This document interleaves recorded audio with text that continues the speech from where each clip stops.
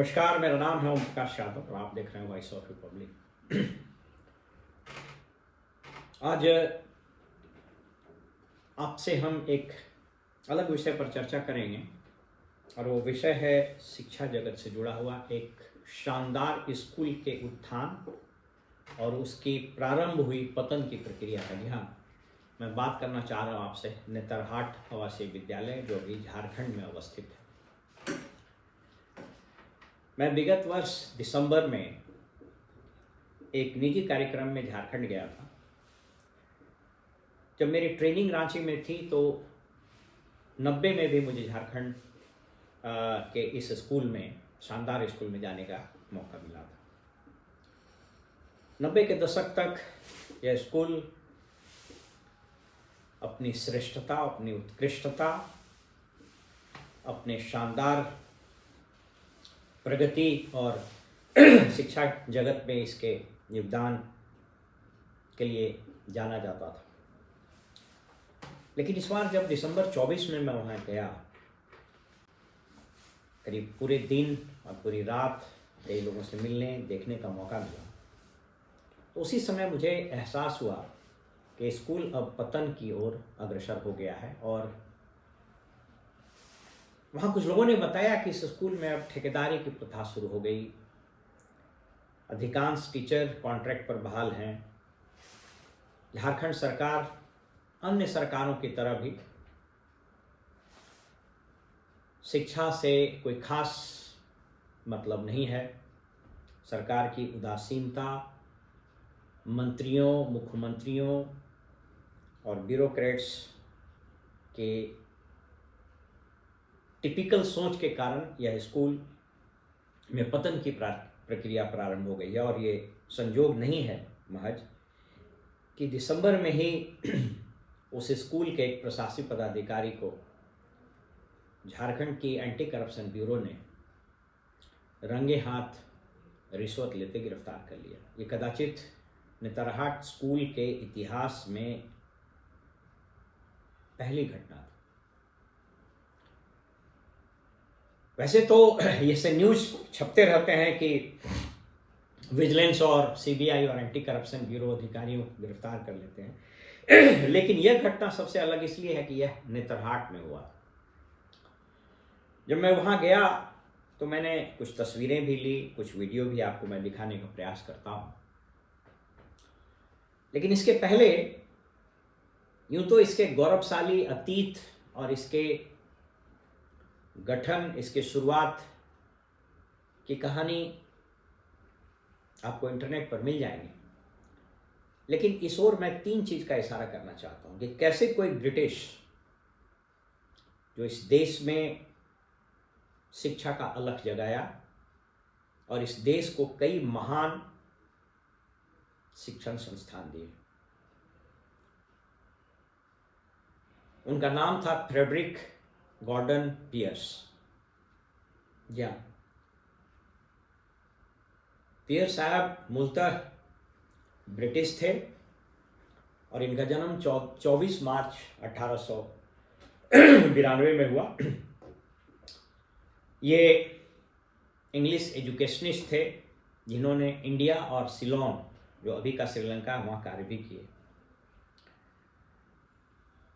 इन्होंने आज का जो बहुत ही प्रसिद्ध, पॉपुलर और प्रेस्टिजियस स्कूल है सिंधिया स्कूल ग्वालियर में, उसकी स्थापना में भी बहुत महत्वपूर्ण रोल अदा किया। ऋषि वैली स्कूल भी इनके नाम है।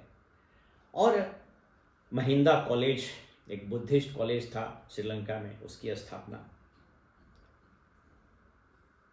पियर साहब एजुकेशन सचिव भी रहे श्रीलंका में और भारत में भी कई एक महत्वपूर्ण पदों पर उन्होंने अपना योगदान दिया।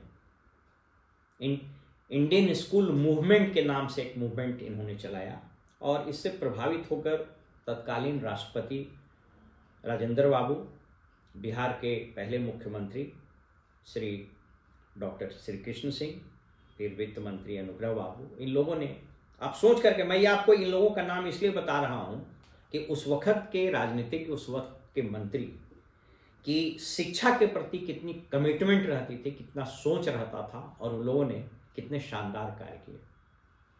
इनके रिक्वेस्ट पर फ्रेडरिक गॉर्डन पियर साहब ने नेतरहाट की कल्पना की, और ऐसी परिकल्पना की गई कि एक ऐसा विद्यालय हो जो गुरुकुल परंपरा से चले, जहां भारतीय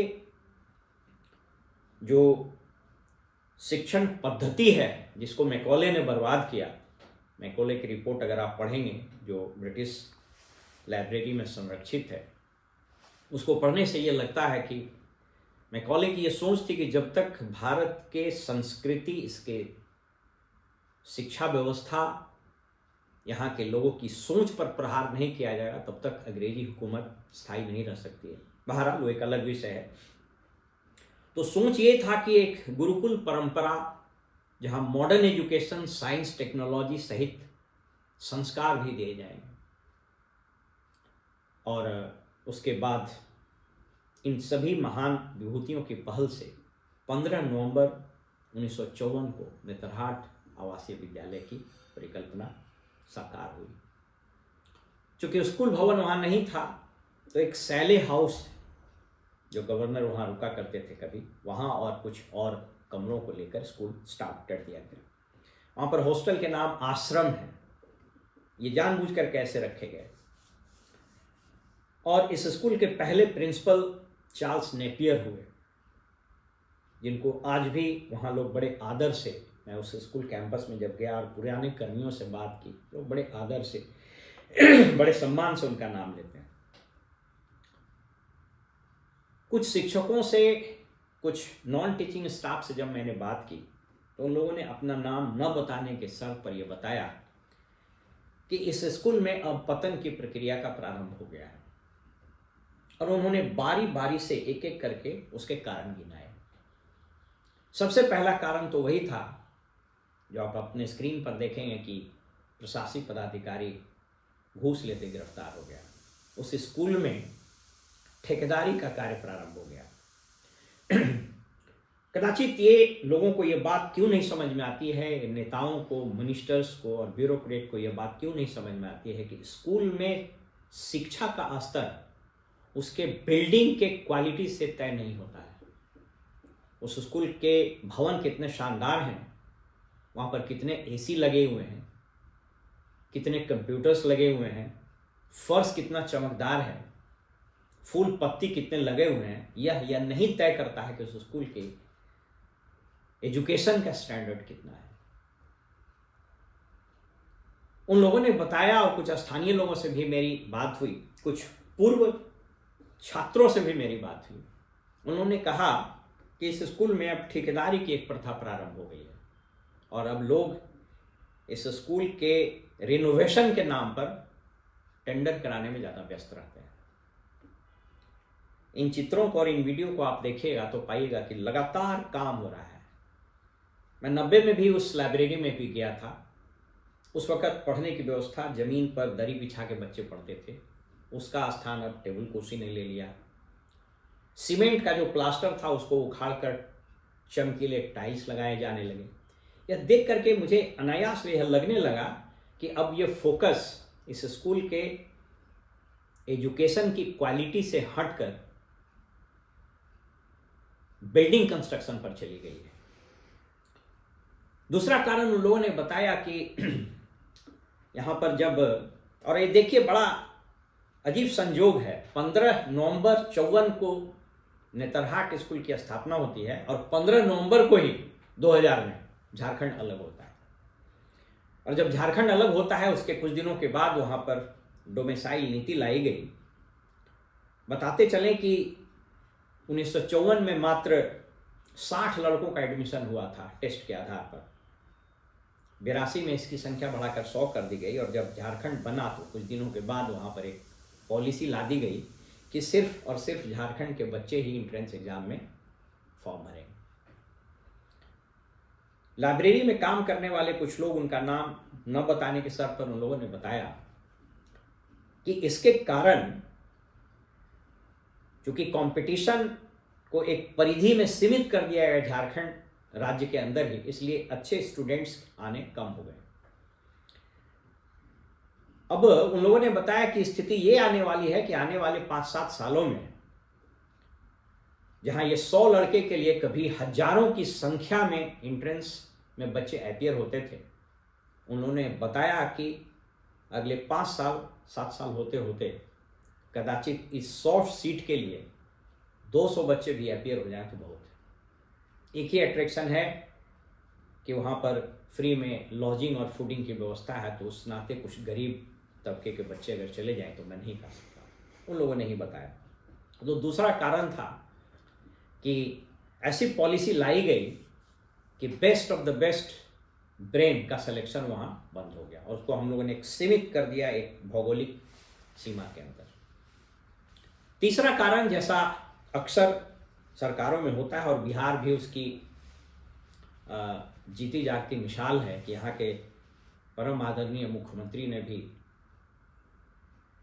मदन मोहन झा जी तत्कालीन आयुक्त एवं सचिव के उटोपियन कॉन्सेप्ट के कारण जो बिहार की शिक्षा व्यवस्था बर्बाद की, इसकी बीमारी झारखंड में भी लग गई। मेरे कुछ पुराने मित्र, मेरे रिटायर्ड बैचमेट्स लोग भी बताते हैं कि बिहार में कोई भी कानून बनता है, कोई भी नियम बनता है, कोई भी पॉलिसी लाई जाती है तो बस हूबहू कट पेस्ट वहाँ कर दिया जाता है, सिर्फ ऊपर में बिहार सरकार के जगह पर झारखंड सरकार चिपका दिया जाता है। तो वहाँ भी कॉन्ट्रेक्चुअल अपॉइंटमेंट की जो बीमारी है यह वहाँ भी लग गई। और नेतरहाट कैंपस के कुछ लोगों ने, उसके बाहर रह रहे कुछ पुराने रेजिडेंट्स ने बताया कि यहाँ पर अब लगभग सभी शिक्षक कॉन्ट्रैक्ट पर बहाल हैं। तो जो कॉन्ट्रैक्ट पर बहाल हुए तो उनकी क्वालिटी गिरती चली गई। तो ये 3 प्रमुख कारण। पहला मैंने बताया कि ठेकेदारी का प्रवेश, वहाँ के जो लोग हैं, चाहे वो एजुकेशन डिपार्टमेंट से रिलेटेड हों या इस स्कूल के जो शिक्षक और शिक्षकेतर कर्मचारी हों, प्रशासकीय अधिकारी तो जेल ही चले गए। तो ठेकेदारी का प्रवेश, एंट्रेंस एग्जामिनेशन को सीमित कर देना उस राज्य के दायरे में, और कॉन्ट्रेक्चुअल बहाली। और अंतिम चीज की झारखंड सरकार अब नेतरहाट को नेतरहाट स्कूल के लिए जाने से ज़्यादा इंटरेस्टेड है कि वो पर्यटन के रूप में जाना जाए।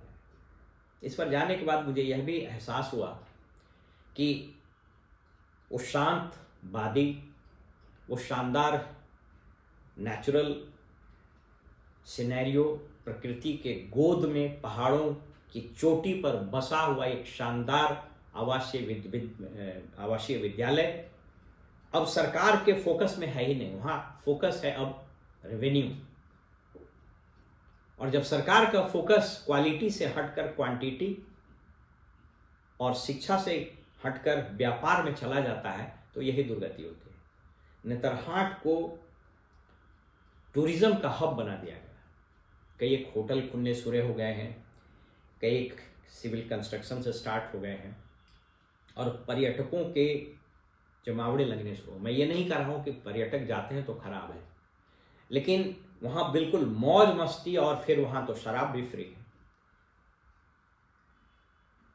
निरंतर बढ़ रही पर्यटकों की संख्या, शराब परोसे जाने और पिकनिक मनाने का कल्चर, और इसके कारण बिल्डर्स और होटेलियर्स का वहाँ पर बढ़ता इंटरेस्ट, इसने पूरे नेतरहाट के एजुकेशनल एकेडमिक एम्बियंस को ही चौपट कर दिया।